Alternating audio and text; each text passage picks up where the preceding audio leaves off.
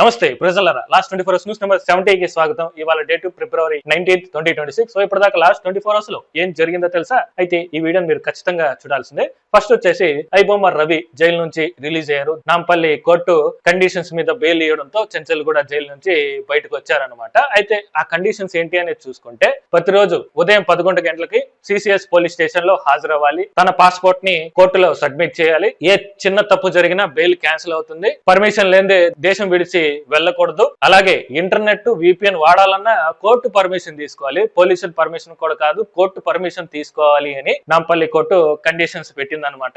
మొత్తానికి చూసుకుంటే ఆయన దీనికి వెళ్ళాలన్నా కూడా పర్మిషన్ తీసుకోవాలన్నమాట పావం.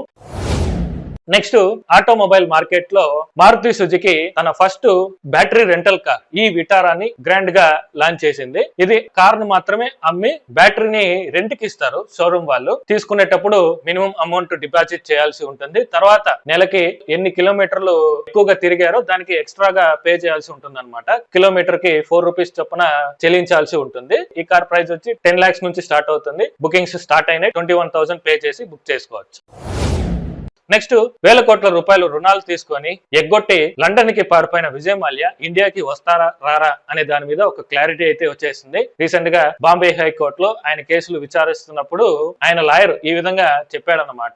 విజయ్ మాల్యా దగ్గర సరైన పాస్పోర్ట్ లేదు, ఒకవేళ వద్దామన్నా కూడా బ్రిటన్ కోర్టులు దేశం విడిచి వెళ్ళకూడదనే ఆంక్షలు విధించాయి, అందుకే ఆయన రాలేకపోతున్నాడు అనేసి ఆయన లాయర్ కోర్టుకి తెలియజేశాడు. సో ఇక్కడ బాంబే హైకోర్టు చాలా సీరియస్ అయింది. ఆయన కేసులు విచారించాలని పిటిషన్ పెడతారు, కానీ విచారించడానికి ఆయన మాత్రం రాడు. ఆయన రానప్పుడు ఎలా విచారించాలి? సో ఆయన రావాల్సిందే. న్యాయం మీద నమ్మకం ఉంటే వచ్చి విచారణ ఎదుర్కోమనండి అని కోర్టు తెలియజేసింది. సో దీన్ని బట్టి చూస్తే ఆయన మాక్సిమం రాడు. నెక్స్ట్ మహారాష్ట్రలో ముస్లిం రిజర్వేషన్స్ ను మహారాష్ట్ర ప్రభుత్వం రద్దు చేసింది. ముస్లింస్ కి విద్యా సంస్థల్లోను గవర్నమెంట్ జాబ్స్ లోను 5% కోట రిజర్వేషన్ కల్పిస్తూ జారీ చేసిన ఉత్తర్వులను క్యాన్సిల్ చేసింది అనమాట. దీన్ని 2014 లో కాంగ్రెస్ ఎన్సీపీ కూటమి అధికారంలో ఉన్నప్పుడు వాళ్ళు ఈ రిజర్వేషన్ ని కల్పించారు. అయితే ఆ తర్వాత ఈ రిజర్వేషన్ మీద కోర్టులో కేసులు అవ్వడం, తీర్పులు ఆలస్యం కారణంగా ఈ రిజర్వేషన్స్ అమలు కాలేదన్నమాట. ఇచ్చిన ఆర్డినెన్స్ ల్యాప్స్ అయిపోవడంతో ప్రభుత్వం ఈ నిర్ణయం తీసుకుంది. మరి మళ్ళీ కల్పిస్తారా లేదా అనేది చూడాలి. నెక్స్ట్ మోహన్ బాబు గారికి హైకోర్టు షాక్ ఇచ్చింది. దెబ్బతో ఇప్పుడు ఆయన్ని అరెస్ట్ చేసే ఛాన్సెస్ చాలా పుష్కలంగా ఉన్నాయన్నమాట. అదేంటంటే కిడ్నాప్ కేసు మీకు గుర్తే ఉంటుంది. కొద్ది రోజుల క్రితం తిరుపతిలో ఎంబీయూ యూనివర్సిటీలో అక్రమంగా అధిక ఫీజులు వసూలు చేస్తున్నారని స్టూడెంట్ నాయకులు కలెక్టర్ ఆఫీసు ముందర నిరసన చేయడానికి వెళ్తున్నప్పుడు ఎంబీయూ చెందిన బౌన్సర్లు అలాగే కొంతమంది స్టాఫ్ ఆ స్టూడెంట్ నాయకుల్ని కిడ్నాప్ చేశారనమాట. తర్వాత పోలీసులు వెంటనే రెస్పాండ్ అయ్యి బాధితుల్ని విడిపించారు, నిందితుల్ని అరెస్ట్ చేశారు, కిడ్నాప్ లో యూజ్ చేసిన వెహికల్స్ ని సీజ్ చేశారన్నమాట. దీంట్లో A2 గా విష్ణు మంచుని, A3 గా మోహన్ బాబు గారిని, A1 గా ఎంబీయూ పిఆర్ అయిన సతీష్ ని నిందితులుగా చేర్చారు. సో ఈ కేసులోనే తనని అరెస్ట్ చేయకుండా చేయాలి అని మోహన్ బాబు గారు తన స్ట్రాంగ్ లీగల్ టీం ద్వారా కోర్టులో పిటిషన్ వేశారనమాట. కానీ విచారించిన కోర్టు మోహన్ బాబు గారు తప్పు చేసినట్టు సాక్ష్యాలు బలంగా ఉండడంతో మేము దీంట్లో జోక్యం చేసుకోము, పోలీసులు వాళ్ళ పని వాళ్ళు చేయనివ్వండి, మీరెందుకు భయపడుతున్నారు, దీంట్లో మీరు ఇన్వాల్వ్ కాకండి అని కోర్టు ఆ పిటిషన్ ని కొట్టేసింది. మార్చి 3కి వాయిదా వేసింది అనమాట. గతంలో కూడా ఈ విధంగానే ఏపీ ఉన్నత విద్యా మండలి కమిషన్ ఎంబీయూ యూనివర్సిటీలో రైట్స్ చేసినప్పుడు అక్రమంగా ఫీజులు వసూలు చేశారని గుర్తించింది. అప్పుడు ఏదైతే అక్రమంగా వసూలు చేశారో 26 కోట్ల రూపాయలను తిరిగి స్టూడెంట్స్ కి చెల్లించాలని ఆదేశించింది. కానీ మోహన్ బాబు గారి ఉన్న స్ట్రాంగ్ లీగల్ టీం ద్వారా హైకోర్టు నుంచి స్టే ఆర్డర్ తెచ్చుకున్నారనమాట. సో ఈసారి కూడా ఆ విధంగానే పప్పులు ఉడకతాయని అనుకున్నాడు, కానీ ఉడకలేదు. సో దీంతో ఇప్పుడు మోహన్ బాబు గారిని లేదా మంచు విష్ణు గారిని ఇంకా ఎవరిని అరెస్ట్ చేస్తారో అని చూడాలి. ప్రస్తుతానికి ఆయన స్టాఫ్ ను మాత్రమే అరెస్ట్ చేశారు. ప్రభుత్వం కూడా చాలా సైలెంట్ గా ఉంది, ఎందుకో మరి. అయినా సరే పేరెంట్స్ ఈ కాలేజీలోనే చేర్పిస్తారనమాట. అది ఎలా చేర్పిస్తారో అసలు అర్థం కాదు.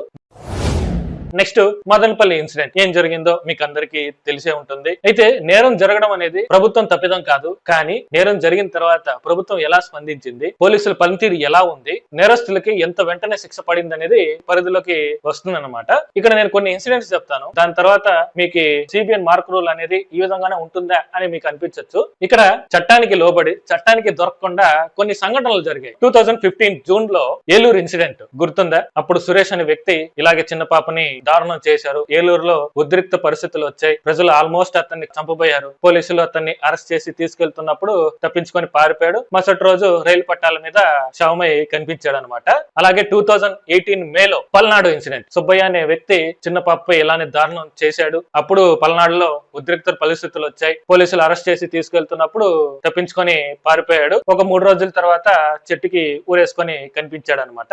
అలానే 2024 అనకాపల్లి ఇన్సిడెంట్. మరో సురేష్ అనే వ్యక్తి ఒక చిన్న పాపపై దారుణం చేశాడు. అప్పుడు కూడా సేమ్ ఉద్రిక్తుల పరిస్థితులు ఎదురయ్యాయి. పోలీసులు అతన్ని అరెస్ట్ చేయడానికి చూశారు, కానీ దొరకలేదు. ఒక 5 రోజుల తర్వాత చనిపోయి కనిపించాడు అనమాట. అలానే 2025 తుని ఇన్సిడెంట్. నారాయణరావు అనే వ్యక్తి ఈ 9th క్లాస్ చదువుతున్న ఒక అమ్మాయిని తోటలోకి తీసుకెళ్లి అసభ్యకరంగా చేయబోయాడు. అదే టైంలో అటుగా వెళ్తున్న ఒక వ్యక్తి చూసి ఆపి అక్కడ ఏం జరిగిందనే దాన్ని మొత్తం వీడియో రికార్డ్ చేసి సోషల్ మీడియాలో షేర్ చేశాడు. అది బాగా వైరల్ అయింది. తర్వాత పోలీసులు అతన్ని అరెస్ట్ చేయడానికి వెళ్తున్నప్పుడు గ్రామస్తులు ఆల్మోస్ట్ అతన్ని చంపబోయారు. పోలీసులు కాపాడి తీసుకెళ్తున్నప్పుడు అతను తప్పించుకొని పారిపోయాడు. మరుసటి రోజు చెరువులో శవమై తేలాడు. ఇప్పుడు మదనపల్లి ఇన్సిడెంట్. కులవర్ధన్ అనే నరరూప రాక్షసుడు 7 ఏళ్ల పాపని అతి కిరాతకంగా దారుణంగా చేసి చంపి డ్రమ్ములో ముంచి మూత పెట్టేశాడు. సో ఇంత దారుణం చేసిన వాడికి ఎలాంటి శిక్ష పడాలి? సరైన శిక్ష పడింది. పోలీసులు అరెస్ట్ చేశారు. గ్రామస్తులు ఆల్మోస్ట్ చంపబోయారు. పోలీసులు ఎలాగోలా వాడిని కాపాడి తీసుకెళ్తున్నప్పుడు పోలీసులు కళ్ళు గప్పి తప్పించుకొని పారిపోయాడు. తర్వాత చెరువులో శవమై తేలాడు. ఇప్పుడు ఆ శవాన్ని తీసుకోవడానికి ఎవరు రావట్లేదు. సో ఈ ఇన్సిడెంట్లు జరిగినప్పుడల్లా మన చంద్రబాబు గారే సీఎం గా ఉన్నారనమాట. అయినా ఒకవేళ చట్టపరంగా కోర్టుకు వెళ్ళి ఉంటే ఏం జరుగుండేది? మహా అయితే ఆ నేరస్తులకి శిక్ష పడి ఉండేది. వాళ్ళేమో ఆ శిక్ష కంప్లీట్ అయ్యేంత వరకు 3 పూట్ల దొబ్బి తిని జైల్లో బయట వచ్చిన తర్వాత ఇంకా ఎన్ని నేరాలు చేయాలని ఆలోచించే వాళ్ళేమో. అదే విధంగా ఈ నేరస్తులను పోలీసులు ఎన్కౌంటర్ చేసి ఉంటే ఏం జరుగుండేది? న్యాయపరంగాను అదే విధంగా హ్యూమన్ రైట్స్ పరంగాను సమస్యలు ఎదుర్కోవాల్సి వచ్చిండేది. For example Disha encounter case చూడండి. సజ్జనర్ గారు ప్లాన్ తో ఎన్కౌంటర్ చేశారు వాళ్ళని. తర్వాత ఏమైంది? న్యాయపరంగాను హ్యూమన్ రైట్స్ పరంగా సమస్యలు ఎదుర్కోవాల్సి వచ్చింది. దెబ్బకి సజ్జనర్ గారిని ఆర్టీసీ ఎండీగా ట్రాన్స్ఫర్ చేశారు. అలాంటి సమస్యలు మళ్ళీ రాకుండా చట్టానికి లోబడి చట్టానికి దొరకకుండా సైలెంట్ గా నేరస్తులకి శిక్ష పడింది అనమాట.